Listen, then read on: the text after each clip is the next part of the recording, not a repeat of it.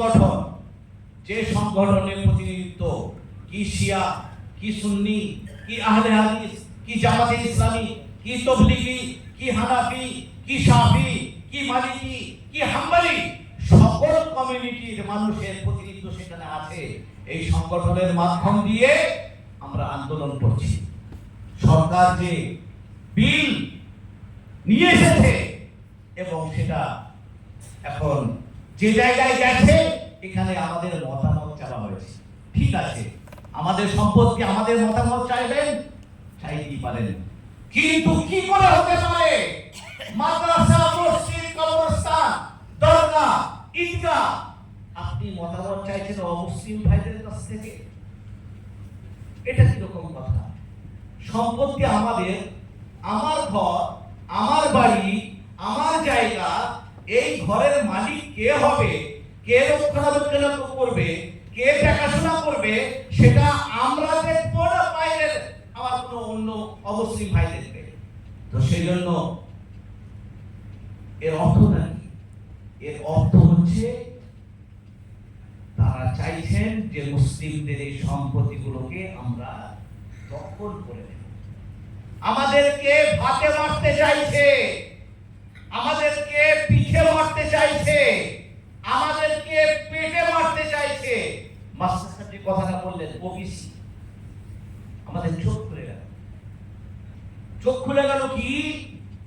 যে ওবিসির দ্বারাতে আমরা উপকৃত হচ্ছিলাম, রিজার্ভেশনের ক্ষেত্রে, চাকরির ক্ষেত্রে, আরো অন্যান্য জায়গার ক্ষেত্রে, যদি এই ওবিসি থেকে আমরা বঞ্চিত হয়ে যায়, শত শত হাজার হাজার মুসলমানরা তারা বঞ্চিত হয়ে যাবে, বঞ্চিত হয়ে যাবে বিভিন্ন ক্ষেত্রে, বিভিন্ন জায়গায়। সেই জন্য এই ওয়াকফ বিল নিয়ে আমাদের যারা বড়রা আছেন, অল ইন্ডিয়া মুসলিম পার্সোনাল ল বোর্ডে আমাদের সর্বভারতীয় জমিয়তের সভাপতি হযরত মাওলানা সাইয়্যিদ আরশাদ মাদানী খাতুন তিনিও আছেন। সুতরাং আমাদের মুরব্বীদের যদি নির্দেশ আছে, যদি নির্দেশ আসে, আর যেভাবে তারা আন্দোলন চাইবেন, আমরা সে আন্দোলন করার জন্য প্রস্তুত আছি তো ইনশাআল্লাহ। যদি রাস্তায় নামতে হয়, রাস্তায় নামা হবে। জেল ভরো আন্দোলন হয়, জেল আমরা ভরবো ইনশাআল্লাহ। যদি জান দিতে হয়, জানের বাজি আমরা দাও ইনশাআল্লাহ। মোহতারাম দোস্ত বুজুর্গ, এটা হচ্ছে জমিয়ত উলামা হিন্দের প্ল্যাটফর্ম, এটা হচ্ছে জমিয়ত উলামা হিন্দের প্ল্যাটফর্ম। আর আমরা আপসের মধ্যে মিল মহব্বতের সাথে এই সংগঠনকে আরো মজবুত করব। বিশেষ করে জমিয়ত উলামা হিন্দের যারা দায়িত্বে ছিলেন, আছেন, আগামীতেও তাদের হাতকে মজবুত করব। হযরত মাওলানা মুফতি নাজমুল হক সাহেব দারুল উলুম দেওবন্দ থেকে যে তিনি বড় একটা দায়িত্ব পেয়েছেন, রাবেতে মাদারিসে আরাবিয়া, তিনি একজন জিম্মেদার। আগে সারা বাংলার জিম্মেদার ছিলেন হযরত মাওলানা সিদ্দিকুল্লাহ চৌধুরী সাহেব। তিনি খুব ব্যস্ত মানুষ, মন্ত্রী মানুষ, তার খুব ব্যস্ততা, বহু মাদ্রাসাওয়ালা তারা খুব পেরেশান থাকতেন, তার সাথে দেখা সাক্ষাৎ সবসময় হয়ে উঠতো না। দারুল উলুম দেওবন্দ মনে করেছে যে না, তার সাথে আরো একজনকে জিম্মেদার করা উচিত। এবং সারা পশ্চিমবঙ্গে মাদ্রাসার সংখ্যা খুব কম নয়, বহু মাদ্রাসাওয়ালা তারা দারুল উলুম দেওবন্দের সাথে যোগাযোগ করতে পারবে মুফতি নাজমুল হক সাহেবের মাধ্যম দিয়ে। যাহাকিটা আমাদের কাছে খুবই আনন্দের বিষয় এবং খুশির বিষয়।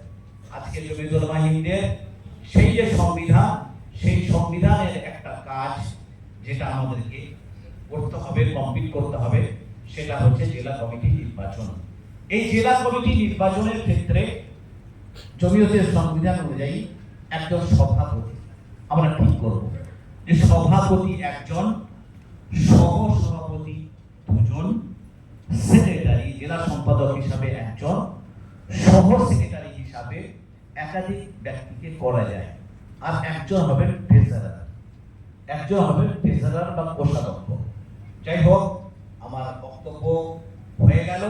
এবার জমিয়ত উলামা হিন্দের সংবিধান অনুযায়ী আজকের এই যে নির্বাচনী সভা, এই নির্বাচনী সভার কাজকে আমি চাইব যে আমরা খুব স্বল্প সময়ে এটাকে সমাপ্ত করব। এর জন্য আমি মুফতি নাজমুল হক সাহেব তাকে বলবো যে আপনি সাহায্য করেন।